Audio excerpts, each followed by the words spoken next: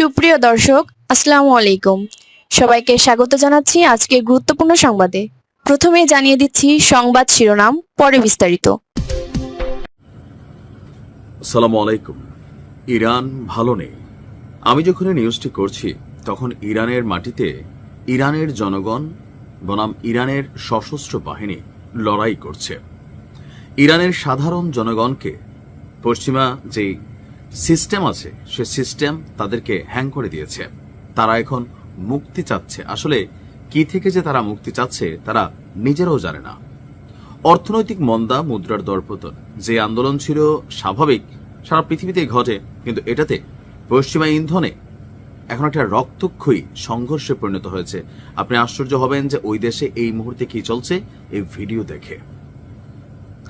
দর্শক, আমি যখন এই নিউজটি করছি, গতকালকে ইরানের সেনাবাহিনী এবং রাজকীয় যে বাহিনী আছে আইআরজিসি, তারা ঘোষণা করেছিল রেড লাইন।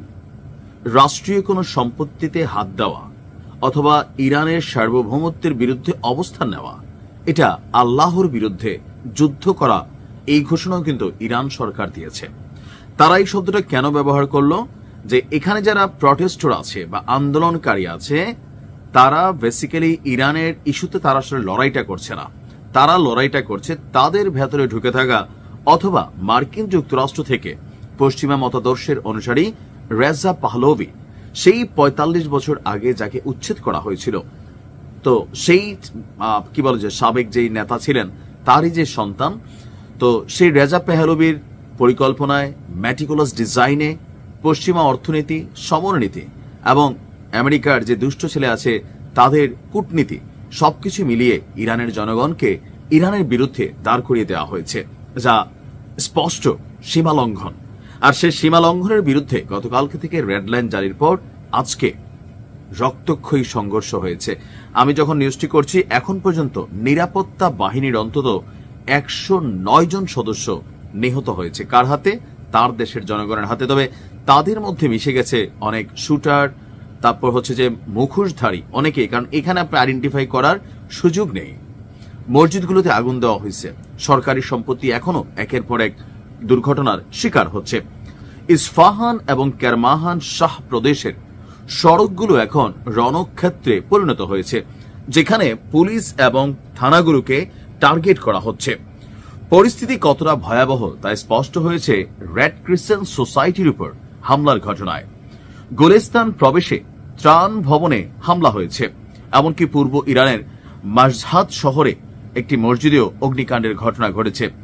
স্বরাষ্ট্র মন্ত্রণালয়ের দাবি পরিস্থিতি নিয়ন্ত্রণে আসছে, তবে দেশটির অ্যাটর্নি জেনারেল এক নতুন করে হুঁশিয়ারি দিয়েছেন, যা আতঙ্ক ছড়িয়েছে। তিনি বলছেন যে এই ঘটনার সাথে যারাই জড়িত প্রত্যেকের সর্বোচ্চ শাস্তি হচ্ছে মৃত্যুদণ্ড, তারা যেন থেমে যায়। অপরদিকে ইরানের জনগণ যেন মনোবল না হারায়, সেই জন্য মার্কিন যুক্তরাষ্ট্র বলছে তারা যে কোনো সময় এখানে অভিযান চালাবে। আর অভিযানের লক্ষ্যবস্তুগুলো হবে বেসামরিক স্থাপনাগুলা। ইরানের জনগণের পক্ষে তারা আছে। কানাডাতে ইরানের সমর্থনে রাস্তায় নেমেছে হাজার হাজার কিখুর। আমি জানি না এরা আসলে কি চায়। তারা চায় ইরানের মধ্যে ইসলামিক প্রজাতন্ত্র বা ইসলামিক রিপাবলিকান ইসলামিক যে কান্ট্রি, সেটা পরিবর্তিত হোক নতুন ভাবে। একই দৃশ্য আমরা দেখেছি যুক্তরাজ্যে থাকা ইরান দূতাবাসের সামনে যেই ইরানের রাষ্ট্রীয় পতাকা আছে, সেই পতাকায় নতুন সেই সিংহের যে ছবি, আমার আগের ভিডিও যারা দেখেন নাই দেখে নিবেন। ইরানের পতাকাও এই যে ইলন মাস্কের যে কোম্পানি এক্স, সাবেক টুইটার, সেখানে নতুন নতুন পতাকার ছবি দেওয়া হয়েছে। তো সবকিছু মিলিয়ে একটা কঠিন অবস্থানে পৌঁছেছে। আপনার পার্লামেন্টে আপনার এই মুহূর্তে আমি যতটুকু দেখতে পাচ্ছি যে সবকিছু বিশ্লেষকদের মতে গত ৪৫ বছরের মধ্যে এটি ইরানের বর্তমান শাসন ব্যবস্থার জন্য সবচেয়ে বড় পরীক্ষা। এখন আমার কাছে মনে হয় যে আসলে যে কোনো সময় পরিস্থিতি যে কোনো দিকে যেতে পারে, কারণ রাস্তায় এখনো হাজার হাজার মানুষ লড়াই করছে। অপরদিকে সরকারের সমর্থনেও অনেকে রাজপথে নেমেছে, আপনার অস্ত্র হাতে লড়াই করছে। ইরানের যারা প্রটেস্টর আছেন তাদের কাছে অত্যাধুনিক প্রযুক্তির অস্ত্র আছে, যা দিয়ে তারা পুলিশ এবং সেনাবাহিনীর বিরুদ্ধে লড়াই করছে। আইআরজিসির মতন রাজকীয় বাহিনীর ৮ জন ছিল গতকালকে, আজকে দেখছি ১৯ জন তারা নিহত হয়েছে। কে মারছে? কারা মারছে?